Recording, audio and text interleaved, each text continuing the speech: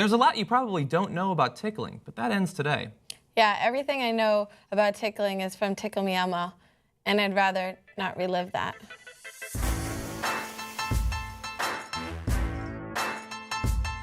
So tickling is something that you're probably introduced to at a very young age. Parents do it to their children when they're toddlers, and it happens to us throughout our life. Sometimes, eventually, when you become an adult, you have to pay for it on Craigslist, but you still want to be tickled. But despite the fact that it happens so many times over the course of your life, very few people know what's actually happening in their body, why they're reacting the way that we are. And so we're going to fill you in on some of the basic details today. First of all, you may not have known, but there are actually two types of tickles, known as nismesis and gargalesis. Both named, I believe, after Pokemon. Nismesis is a light sensation, like what you'd feel when a feather is run across your skin. You want to brush away the sensation because it's an irritating feeling. Yeah, that just like already gives me like the shivers. I'm like, no, thank you. I don't know, in that movie, 40 Days and 40 Nights, she sure seemed to like it. I miss that. But yeah, now this is the type of tickling that you can actually do to yourself. If you run something over your skin, it will actually give you that sensation. You just might not actually like it. Probably spend your time doing something you actually like. The other type is gargalesis. That's what happens when someone is tickled more aggressively, like by another person, or perhaps an animal. That. You hate being tickled? No, I hate when people are like that's tickling, isn't it? I know, I hate that. You like when they like look away from you and do gargalesis. No, I just don't like to be tickled. At all? Like a gentle like stroke like on the back, you know?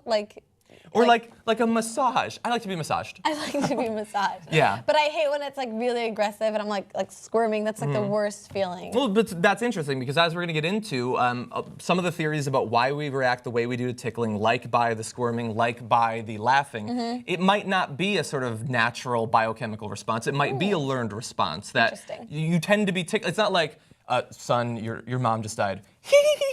It tends to be when you're already laughing and happy, and so you come to associate it with the laughter. Yeah. But perhaps the first couple of times that you were tickled, you weren't in a good mood, or they didn't do it in a nice way, and so maybe now you associate it with, oh, this is bad. I have post-tickle traumatic stress disorder. Yes, it happens to 50 million Americans every year. So there are some other theories about why it is that we react in the way that we do. With the laughter, it could just be that laughing feels good, and so the body starts to learn different ways to feel good and to express that. The other is that it's a form of social bonding. As I said, it often happens. Early forms of communication between parents and children. It's a way young children play around with their friends, for instance. And so you grow closer, and so you naturally associate it with the good feelings that your body produces by producing like hormones. parents, you made a really good point because it's not always like the baby's not just like lying there and the parent's like, nah! The baby's already kind of laughing and then the parent gets more playful and is playing. Exactly. So you do associate with that. And I think that combined with the physical contact and the bond that you're also building just like emotionally with your parent probably just kind of establishes that for later in life to continue on. It could be. In terms of the evolution, another idea is that we have evolved to be ticklish as a way to protect vulnerable spots from attack. Yeah, I mean, it's not generally the top of your scalp or something else that's bony and protected. I'm very ticklish on my elbow. Are you really? No. Oh, okay. I lied. That would have been weird. Yes. That would be weird. The places you're most ticklish tend to be also places most vulnerable to a physical attack, ones without bones to protect them, like your stomach. Yes, most people without bones in their stomach, of course. Ooh, now you're seeing a picture here. This is showing the result of two different tests, one from last century, one from the century preceding it, where they tickled a bunch of people and then they logged where they were most ticklish. It does seem to be fairly consistent, although, yeah, some of them are bigger hot spots, the bottom of the feet, the neck and chin, the stomach, of course. Those are some of the stereotypical places. In my theory, one of the reasons I think why we react in the way that we do is it's the anticipation of what's about to happen to you. You know that as you get tickled, you tend to lock up and you can't protect yourself. And it's sort of the helplessness of being attacked but knowing you're not going to be harmed that produces the weird juxtaposition that you have to laugh at. That's what I've always felt. I also have a problem with nervous laughing, which gets really awkward during serious situations. So I wonder if I'm like panicked and then I just start laughing because it's a nervous situation. Yeah, I don't know. Maybe.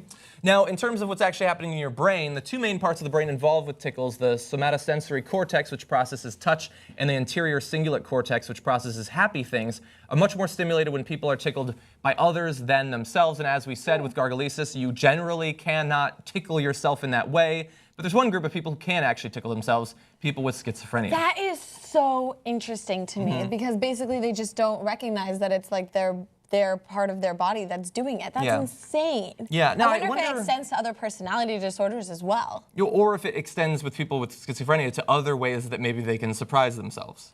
Oh, like boom! Oh Maybe. shit! Yeah. I don't know, like, so you sometimes laugh at me because I'll laugh at my own jokes, but the reason that I sometimes laugh at my own jokes is I have surprised myself with the joke.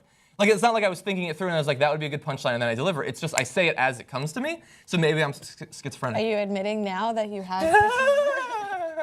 Maybe that's what's going on. Great. So anyway, obviously tickling is a very complicated process. It's actually multiple processes and not perfectly understood by scientists as of now, but this is the current state of the art when it comes to tickling. Let us know what you think about it. We'll see you in the next video.